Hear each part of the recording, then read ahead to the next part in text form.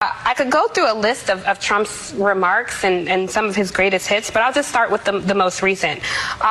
He is insisting that people who are advocating for a racial reckoning in this country that's long overdue, that those people hate the country. He's threatening to send officers to cities. He wants undocumented immigrants to be excluded from census numbers, which of course decide how many seats they have in Congress. On June 28th, the president actually retweeted a video of some of his supporters shouting white power. I have to ask you, why would anybody in the community or people who don't support white supremacy, why would they listen to you carrying this president's water? You have the floor. Explain it to us. Good morning to you, Tiffany, on the long list. Good morning. Thanks for having me.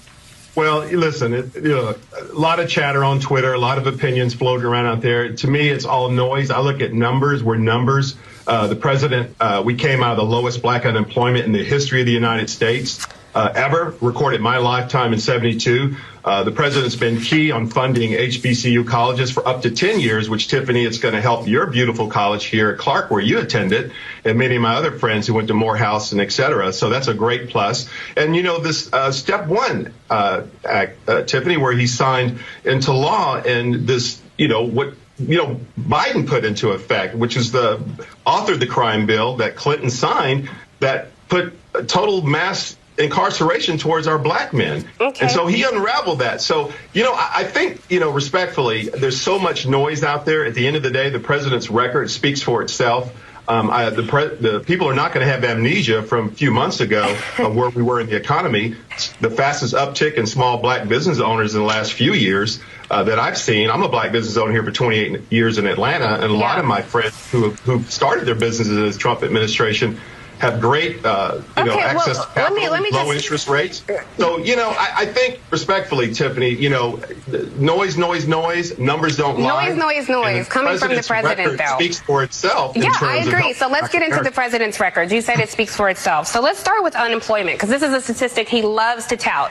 The African American unemployment rate right now reached 16.8% in May this year, the highest since March 2010. Now, I will acknowledge prior to the corona crisis, there had been a consistent downward trend that actually began under President Barack Obama, which I'm sure you know.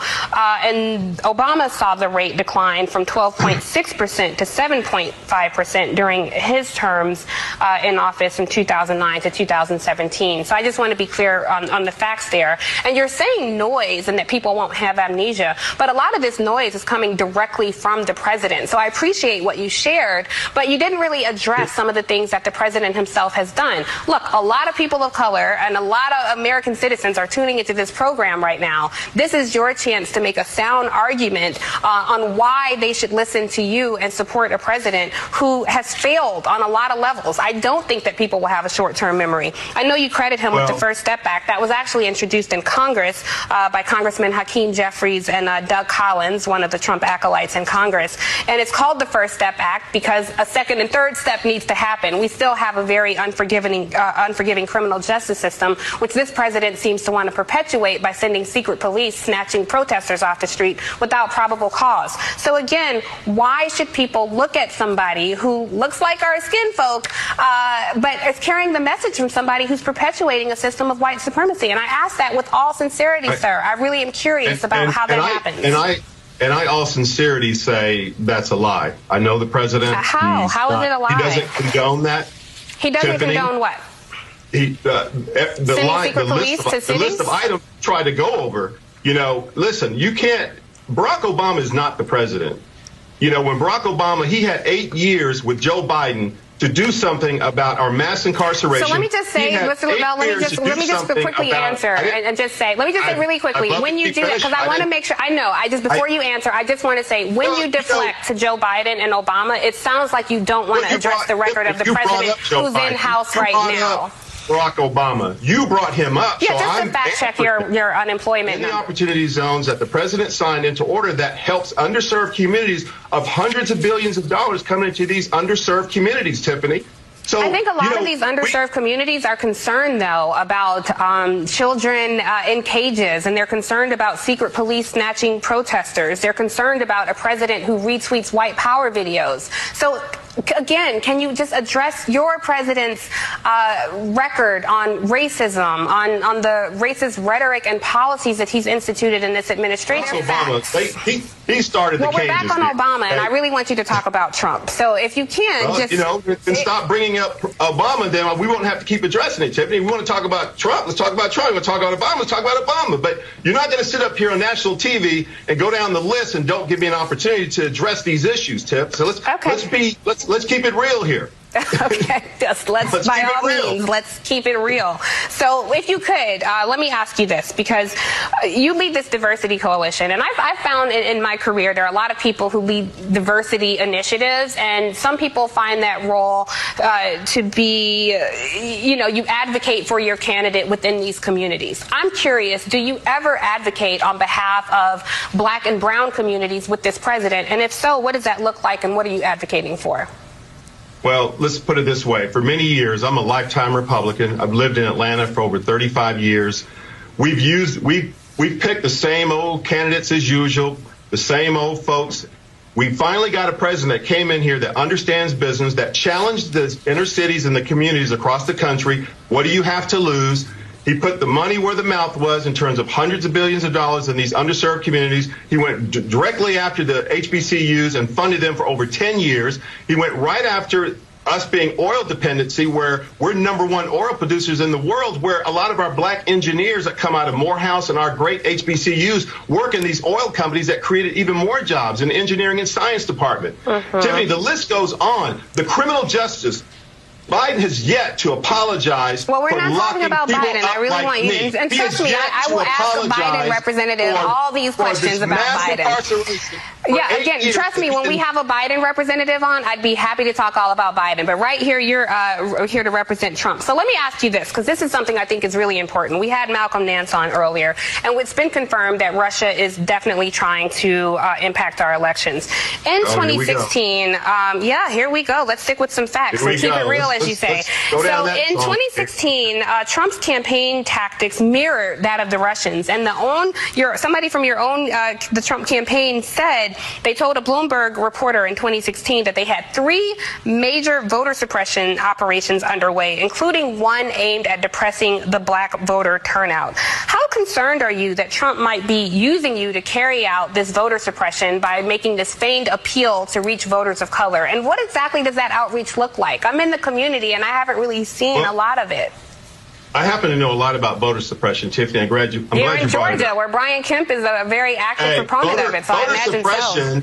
Voter suppression is when people who look like me look at another side of the aisle and vote Republican or something that has nothing to do with the Democrat Party. Okay, and then Bruce, come on. Now, we know what I'm talking about when I say voter suppression. That's voter suppression. You want to keep it real, my brother? Let's talk about real voter suppression. Let's not do that. I'm talking about GOP-led voter suppression, and I can give you numerous examples if you like, but I'm giving you an opportunity to say how this president, who has his own campaign officials, have admitted that they have had a voter suppression operation to suppress black voters.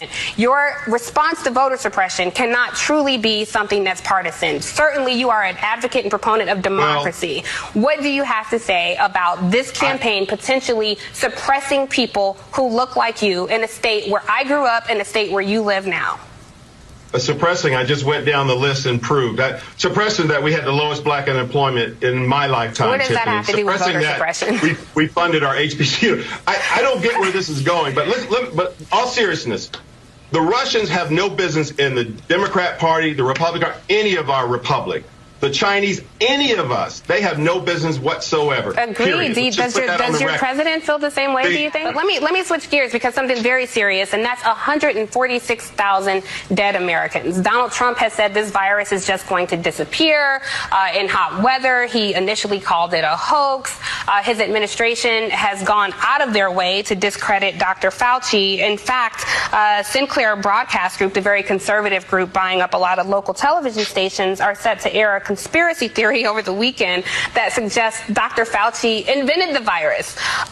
Given that this kind of rhetoric is coming from your side of the aisle, and given that this virus disproportionately impacts people who look like you and me, how do you feel about the president's response, and what can he do better? Keeping in mind that a lot of people who have been impacted by this virus are watching right now. So I would just remind you to be sensitive about people who have lost family, who are the survivors of the 146,000 Americans who have died. Well, you know, I'd caution you to be sensitive on how you're delivering the message, Tiffany. Let's be fair across the board.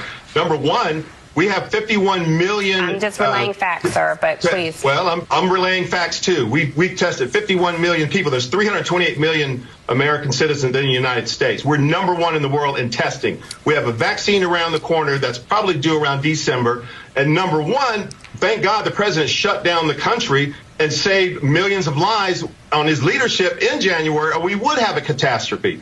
So, you know, I think that runs flat. I think we've done a great job. And the Fauci president, he just complimented him yesterday in the press conference. I know, we haven't heard from him, though. He sidelined him. We haven't really heard from his administration has been doing Oppo research on it. So that's kind of strange that he's complimenting him while Peter Navarro is writing op-eds and saying bad things about him. Make like there's chaos going on between the president and Dr. Fauci. I'm going to sit here and report facts and try to get some straight talk from you. And you say we're number one in the world, but let me just say, okay, I hear you. Let me just say, Right now, the U.S. has an uncontrolled outbreak. We're reporting more than 50,000 new cases a day. Just give me some. Let me give you some context for comparison. Smaller countries like Germany and Japan are reporting hundreds of new cases a day. Again, we're reporting 50,000 new cases a day.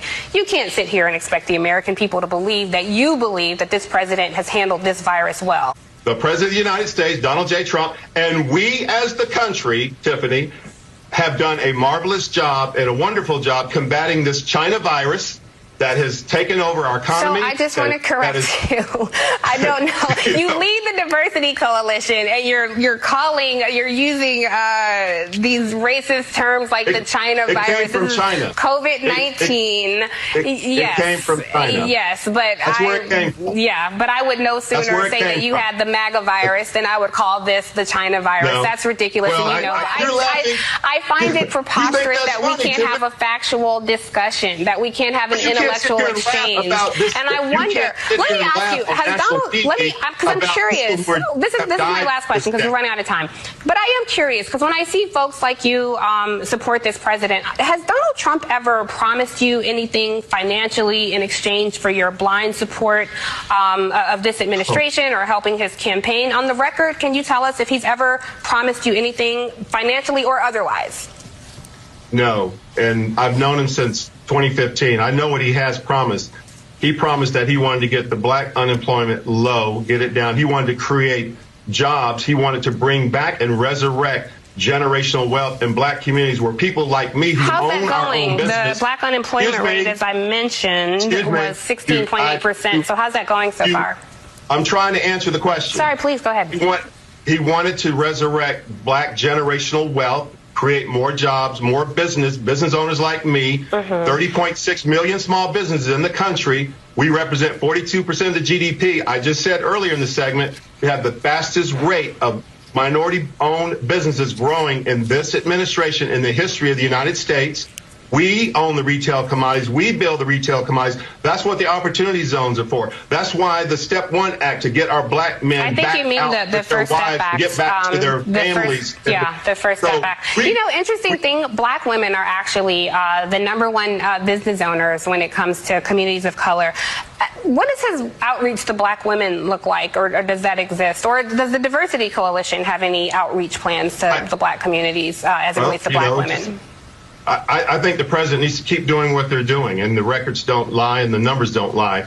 And the numbers don't lie. 146,000 dead Americans and 16.8% unemployment rate among black people. Had we not been interrupted with the COVID-19 China virus, we would probably be at a 1.5% low unemployment. We would have even more growth of black business. So listen, watch the third quarter GDP. We'll get out of this. We're going to be stronger. We're going to be better. We're going to see more and more people like me who own and build businesses. And it's going to be under this Trump administration. It won't be under the Joe Biden administration, that's for sure. Yeah, well, Bruce, look, I'll say I'm happy you came on. I think what you said has certainly been telling for the American people and certainly for the voters watching you right now. So I do appreciate your time, sir. Thank you so much for joining me. Unfortunately, we're out of time. More AM Joy after the break.